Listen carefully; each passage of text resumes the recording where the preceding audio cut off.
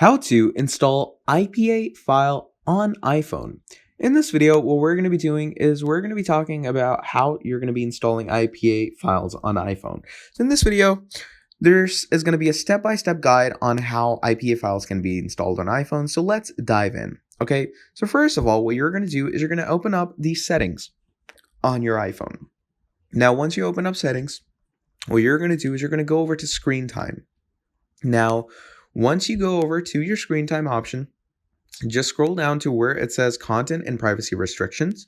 And here you're going to find iTunes and app purchases. So once you do that, what's going to happen from here is you're going to go over to installing apps and you're going to go ahead, make sure to click on allow.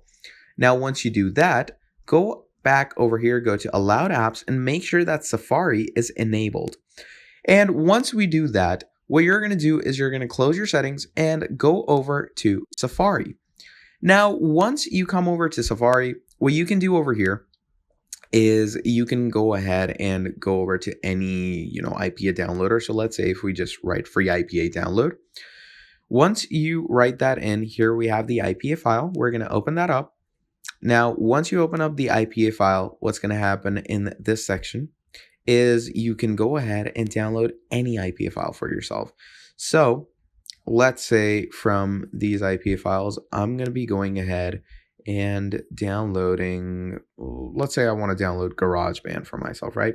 So you can simply search up here, GarageBand. And once you search up GarageBand, here you can see we have the latest download. You're going to click on it. And once you click on it, you're going to click on download now.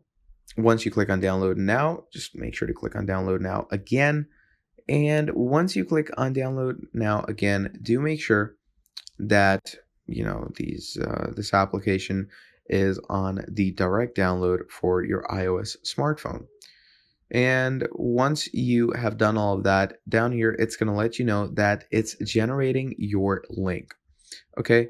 And once you click on download now, it's going to bring you to your app store.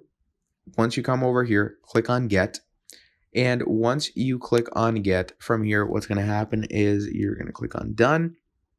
And once you click on done, obviously my iOS version isn't up for GarageBand, but if yours is, it should IPA it and crack it. So that is pretty much about it for this video. That is how you're going to install IPA files on iPhone. Thank you for watching till the end, and I'll see all of you next time. Have a great day. Goodbye.